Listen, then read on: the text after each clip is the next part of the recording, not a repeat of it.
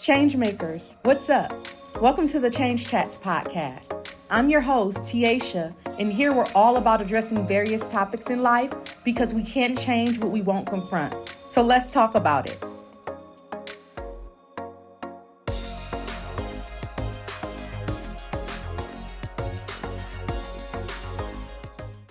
So recently I've heard of, I guess maybe I've experienced it, but then actually hearing that there's this thing of spiritual confusion.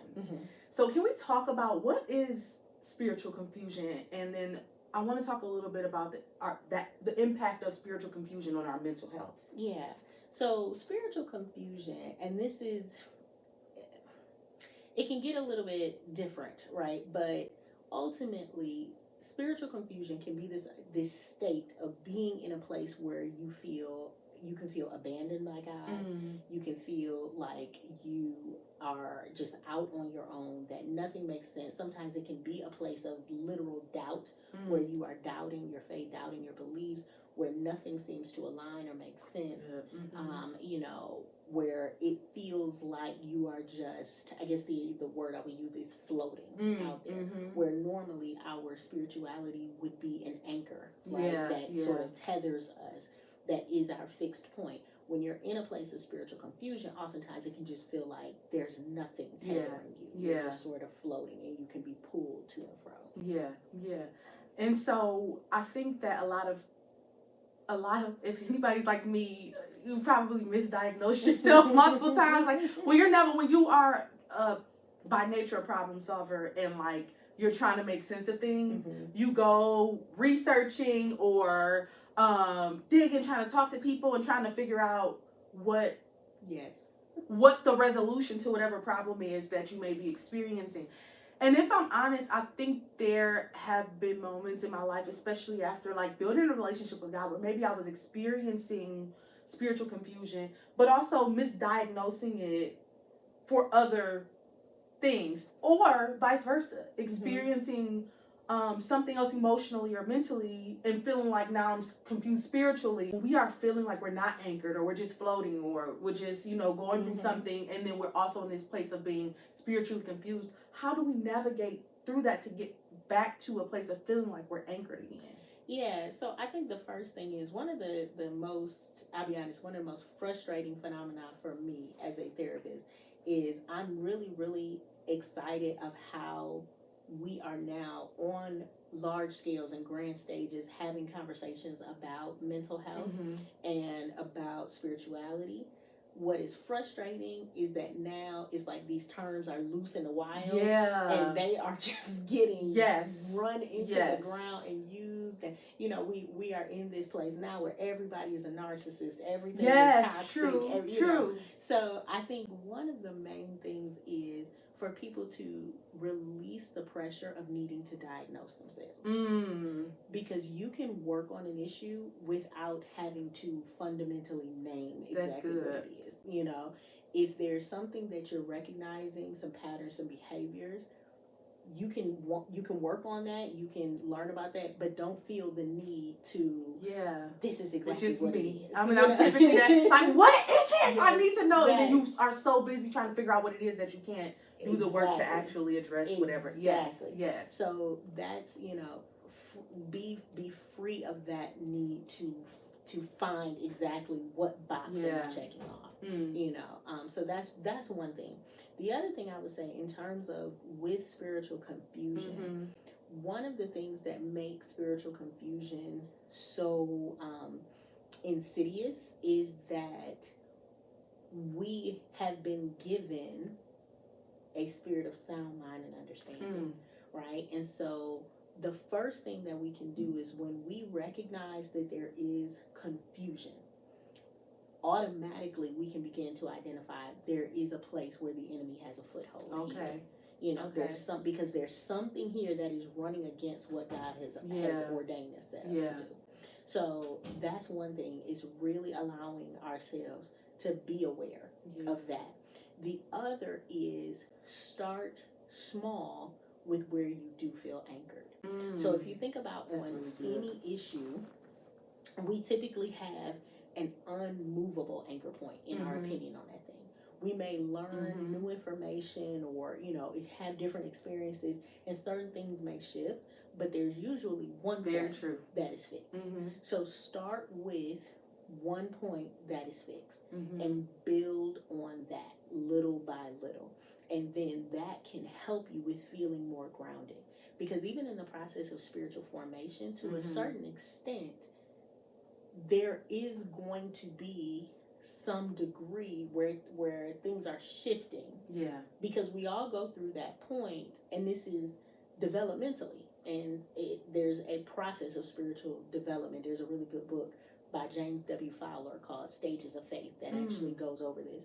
But we all go through a process where we begin to shed sort of the theology that we were given, and then we begin to embrace, based on our understanding, our experiences, our learning, what we begin to believe and adopt sort of as our own personal theology.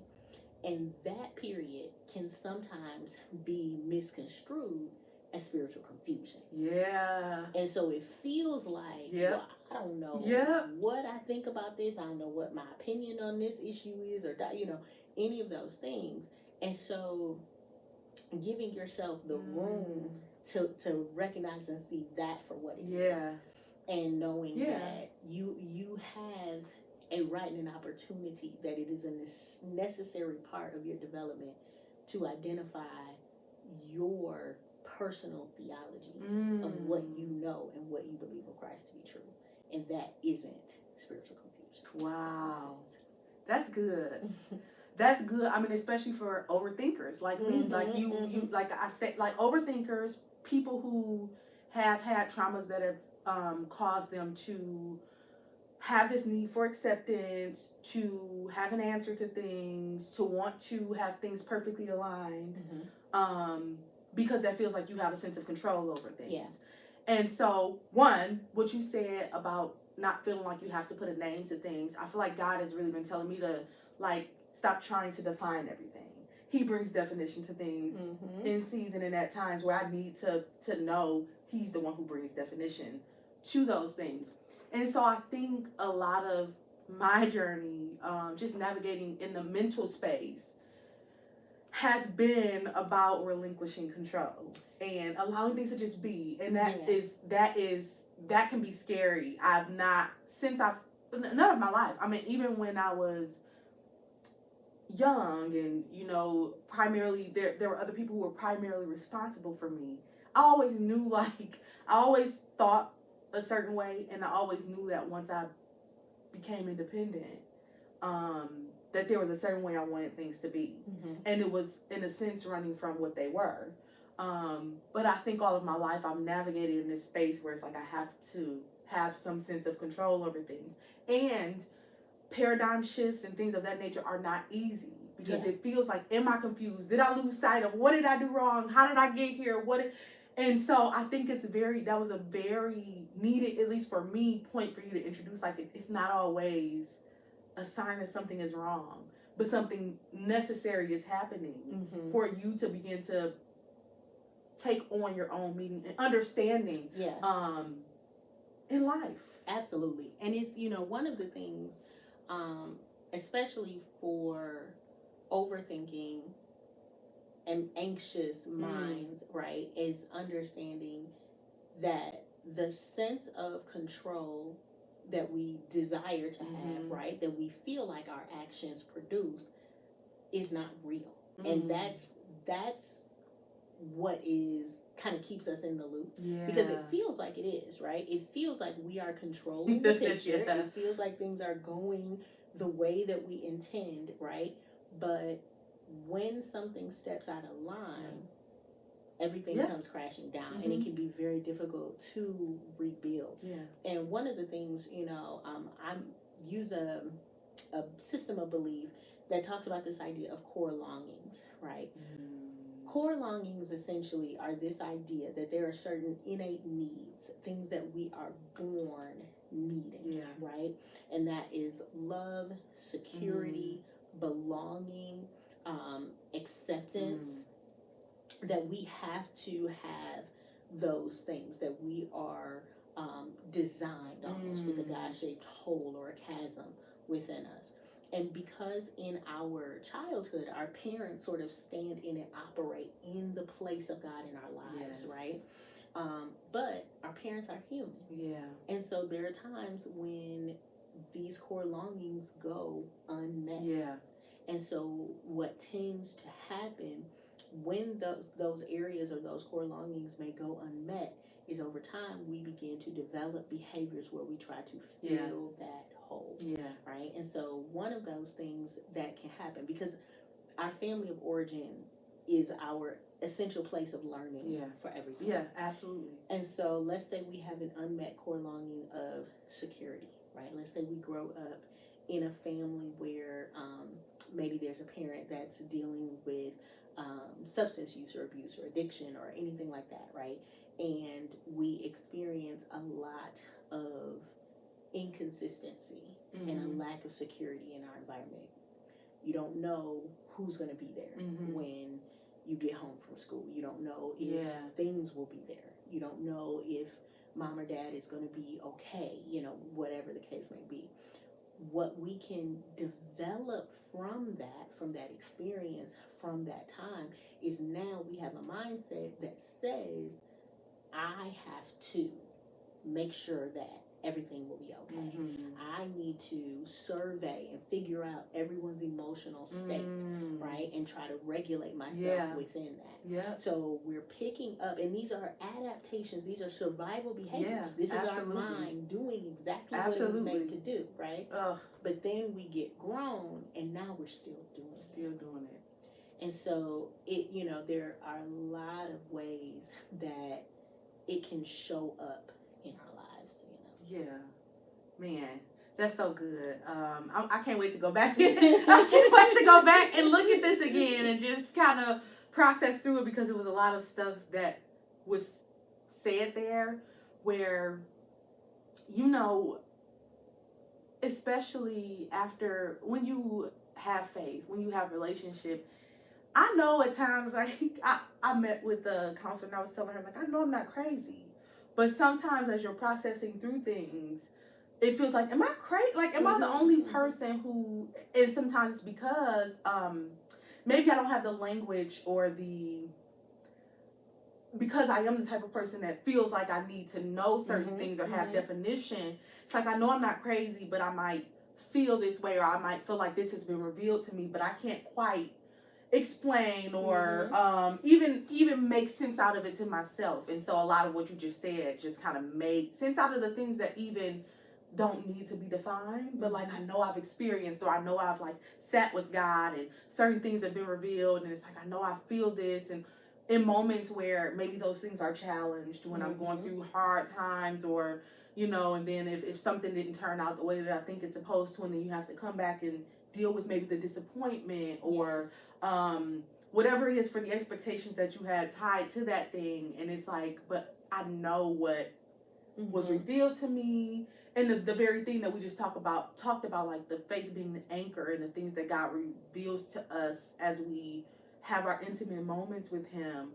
It's like, when I'm going through hard things, or I'm in this clouded mental space, and I'm still making time for him, and still saying, okay, God, I'm going to still come to you, and I'm still going to try to give you the parts of me, even though I'm struggling in this area, or I want to have control over this area. And it's in moments where I feel like I'm going crazy, because it's like, I know what I know, I know that I know what I know, I know, like, I've had this experiential revelation and knowledge that can only come through intimate relationship with God.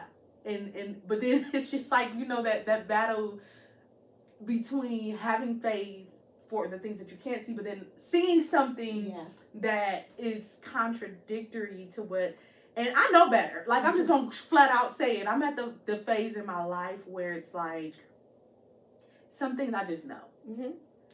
I just know, and it's not even like, oh, I can't even pity no more. I don't even be like, I can't even, because it's like, you get to a point in your life, even through things that have been tested, even through things that you've had to go through, even after having a relationship with God, there are still things that we have to experience. There are things that we have to go through. Otherwise, if we don't experience those things, when we talk about that anchor and we talk about that knowing, I talk about an experiential knowledge or revelation, and it can only happen through experience. We read the word, right? But to me, the word becomes flesh when I experience things that testify to what the word is saying. And so I guess just in moments where I feel unsure or unclear or whatever it is, if I could give advice to anybody, and I know like when I first, almost 12 years ago, when I first really came to know God and start to build a relationship with God, I had this hunger and this zeal about like going after the things that I felt like God was calling me to go after and digging into the word. But sometimes the word, I'll say this, there were moments where I was like, I don't fully understand. Yeah, absolutely. Or I can't fully process, but I don't really know. If you have any advice for especially those of us who are in our heads a lot, right? And we want to build our faith and we want to have that as an anchor as we're navigating through life, and we know that challenges and hard things are going to come up, the word of God. And there have been times where I've read the word of God and in that moment it didn't make sense, but I stayed faithful to it. And as I've experienced life, it's like God literally made the word become flesh in me. Yeah.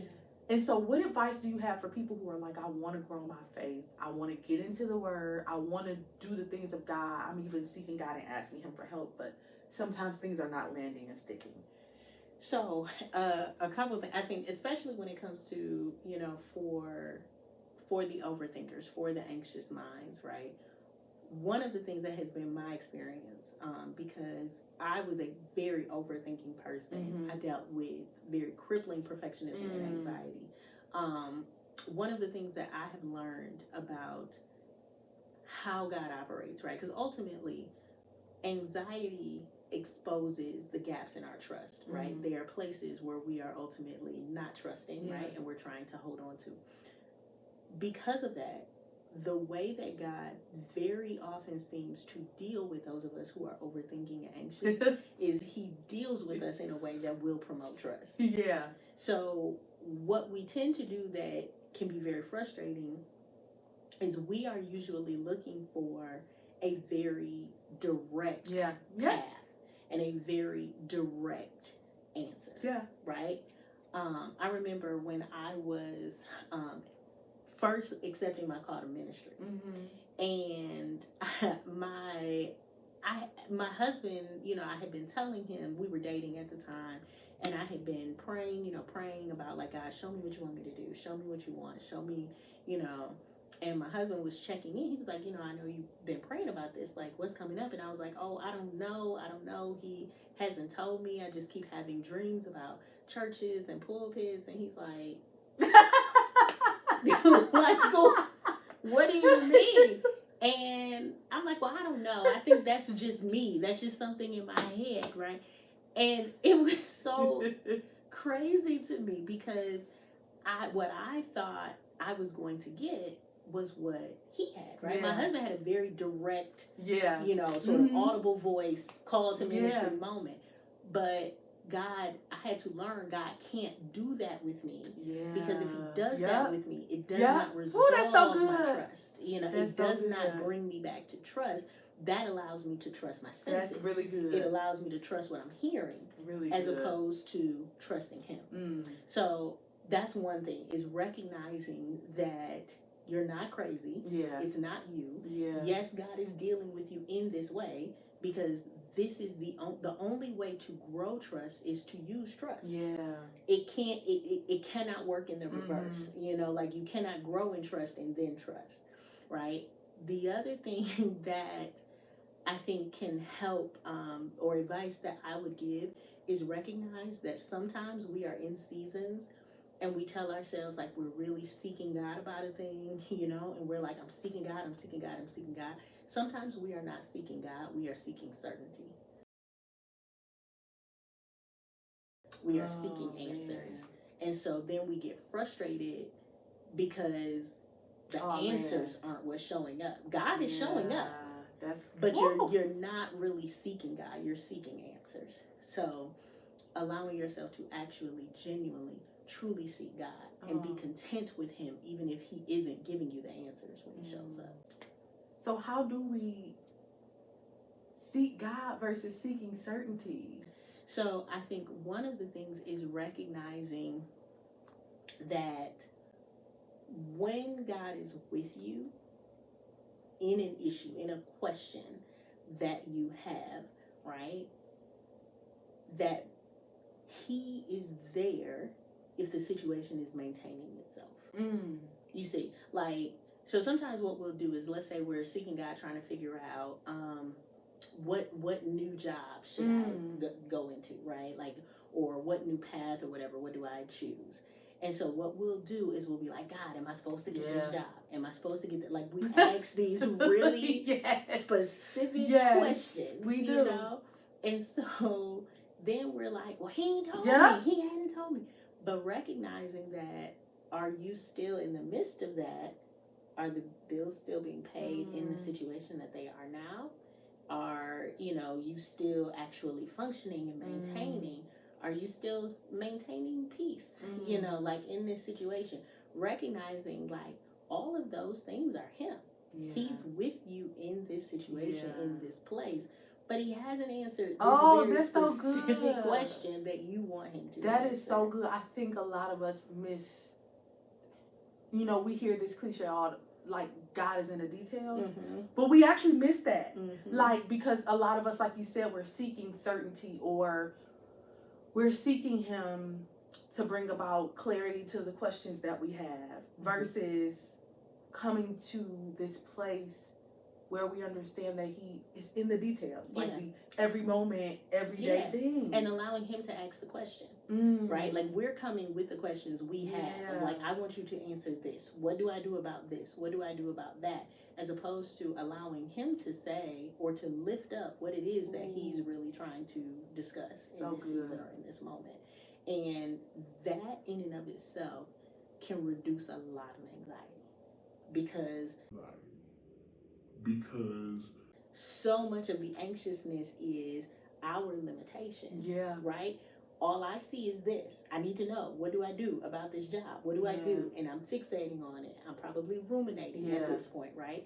But if I allow myself to be open to everything that God is actually trying to do in this place, it allows me to see, number one, that I'm still kept, and that where I'm fixating and where I'm ruminating is so much smaller than what is actually really going on. That's so good. I mean, I'm the type of person to where even as you're talking, I'm thinking, like, my mind is going already. And I just, you know, sometimes I'm very intentional in asking God just to help me to dial it back and to listen. We're in a new year, right? Everybody set plans, and I'm not against that. I'm usually the one who's like, I got things go. This year, I literally have, I set no plan. And let me tell you why. Because I said, I didn't even want to say this because I feel like it's me planning or trying to, but I really just want to know God better. I think I've spent all these years, 12 years, like, trying to journey with him. But I realized, like, the same way that I was before coming to know God, fighting to be accepted by people, I've been fighting to be accepted by him. And I felt like I still have had to do, or, you know, if I'm just being, which to me is like, it's very hard. I feel like I have to do something, and like having faith in him is not enough. Like, you know, or doing literally what he tells me to do only is not I have to be doing something. And so I'm at this place where I said, this year, as much as I feel like I know the promises that he has for me, none of that means anything. I literally just want to know him. I feel like there is still so much more of him that I need to know. I want to grow relationally with him. I think I have known God in a certain way, but I really want to, I don't know if it's that I want to know him as a father or as a friend, and I think that's part of me wanting to know him better, because at some points I feel like I know him as a friend, but I don't know him as a father, or I feel like I know him as a father, like, and I just feel like even that, again, that's me, you know what I'm saying? That's, I just want to know him, and like be certain, and like you said, be anchored in that. I know him. I know who I am, and even if it's that I do, like, you know what I'm saying? Because I feel like even as I'm talking, God is like you do know me. Yeah. And even just being reassured in that, I don't have any grand plans this year. I just want to be at peace knowing that I know him. Yeah. One of the illustrations that, because I'm a very visual person, and the way that God deals with me a lot of times is visually with metaphors and illustrations. And when I was at the peak of my anxiety, and ultimately the biggest difficulty in my trust issues with God, is he gave me this illustration of a leaf in the wind. And I would find myself like just saying over and over, like, I just want to be a leaf in the wind of God. Which for me, as an anxious girly, right, was unthinkable. This idea of like, I'm just going to go. Wherever you send me, whatever's happening, I'm just going to let you carry me to wherever I'm going. And I'm going to let you keep talking, but I got to just get something, because I'm going to show you this so that people don't think I'm crazy, but I'm going to let you say what you're saying. You know? And it was difficult because the degree of trust that it takes really is, it can only be undergirded by openness, right? So a lot of times we hear, like, when we talk about Eastern philosophy, and even sometimes now in sort of like pop psychology, right? This, like I said, people saying all this stuff, just getting terms off the internet and just doing stuff. People will act like you're not supposed to have desire, right? That you're supposed to just be empty of desire, and what, that's not possible. That is not possible. It's not reasonable, and that's not what God asks of us, right? But what we do have to have is an open hand, right? So that we can desire and want whatever it is that we want, but we're open to recognize that if he puts it there, that's great, and if he takes it away, that's great too. Yeah, you know? that's so good. So yeah, so I want to show you this, because this is actually a tattoo that I'm gonna get, that I designed. And so if you look at this, oh, beautiful. it's a dandelion, and I have down here Isaiah 58:11, and the parts that I want to highlight is that the Lord will guide you always. And I felt like it was important to note that, like, you know, in seasons, dandelions they often lose parts of themselves and go, but they always come back to the foundation of who they are remains. They come back, they bud again and everything, but it's a sense of being free and going in the wind and trusting that a dandelion will be a dandelion. Whatever I'm supposed to be, I will be, and in that, the Lord is going to guide me throughout the whole process. So I literally, as I was designing this, all I kept feeling was like a breath breathing and guiding me. It's like a literally a fresh wind that is guiding me to where I need to be. I want to show you all this so that y'all don't think I'm lying. This was designed. I just been talking to my tattoo artist about it and everything. Dandelion with some of the buds floating in the air, and butterflies, because that's a very important symbolic character to me. So, oh my gosh, this is just so good. Such confirmation. So before we end, I wanted to know if there are any other practical tips that you feel like are necessary to highlight in building our faith and navigating through challenges. And I also wanted to note that one of the things that I found is how important it is for us to be proactive and vigilant versus reactive, which a lot of us are. Like, as things come up, then we feel like we have to respond. But I found that building certain habits or things about myself and being proactive, knowing that challenges are going to come, helps. So do you have any tips or anything that you wanted to bring to light at this moment? I do. So a couple things I would say. One, obviously, the most important in the life of any believer is prayer, right? If you are not praying as a believer, you are doing harm to yourself. You know. With that, I would add, there can be certain types of prayer that can be really helpful in different seasons. And so learning about different types of prayer, one that I recommend a lot is what's called soaking prayer. Soaking prayer is basically a type of prayer that is without petition. It's prayer that's guided by music that is basically designed to just help you get into the presence of the Holy Spirit. Lord. And then it's the idea of being like a sponge. Like, if you put a sponge in water, you don't have to do, like we do, all the squeezing and all of that. But if you put a sponge in water, it will absorb.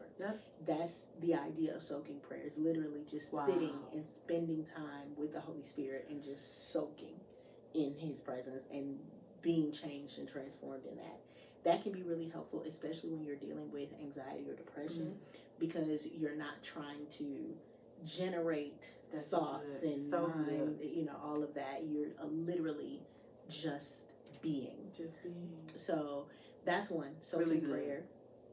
The other thing that I would say too, of course, journaling. We talked about that, but I'm really, really a big fan of journaling. The other is self-care, and I do a lot of teaching about this. I actually teach a workshop about self-care. I have a product, a self-care affirmation card deck. A lot of times for Christians, we do not appropriately engage in self-care in the way that we need to. And we usually do it in sort of a reactive sense when we are already at a place of meltdown and burnout. But having a solid self-care routine that is actually restorative helps you to continue to maintain so that you're not getting to these deeply low places. Very good. So really having a solid, effective self-care routine really good can be very helpful. And then, of course, find a good licensed therapist. Therapy is for everybody. It's for everybody. There is a lid for every pot. There is a good therapist that is a good fit for everyone. I really firmly believe that. And so definitely. I agree. So good, y'all. I'm as you can see, I really don't have I don't have much more this was so good, and it was so needed and so necessary for me. So I want to thank you personally for taking the time out to join me here on this platform. For our viewing audience, I will make sure that I drop your handles in the caption so that they can find you on social media. Look out if they need, if they need a therapist, anything like that. I'll make sure that I drop your information there for them. So as always, you all know when we get to the end of these episodes, I challenge you to think about something or some things that you would like to catch and keep. What throughout this episode was good to you, or something that you are pondering or want to look more into that you feel like, I want to catch that, I want to keep that, I want to look into that, I want to sit and meditate on that a little bit more. But then I also want you to sit and take the time to pencil down what you do, if you have any tools or any ways in which you navigate through challenges. And then also what you'd like to stop doing. And if anything came up today that you feel like you want to add to how you navigate or what you're doing in order to be your best self, make sure you sit and pencil those things down. I know that I'm a journaler, so I'm always inclining people to sit and pencil them down to actually see and be able to look over. But I know that we have on our phones, we have note apps, we have voice memos, whatever works best for you. I think it's so important for us to write these things down or have them visually somewhere, audibly somewhere, so that we can go back and reflect on these things as we grow and navigate through life. And lastly, I'm going to ask you all to like, comment, but more importantly, share with everyone that you possibly can, because I know that these are conversations that need to be heard. So thank you, change makers, again, for tuning in. Thank you again, Candace, for joining us. This has been phenomenal. And as I always say, let's change the game. Peace.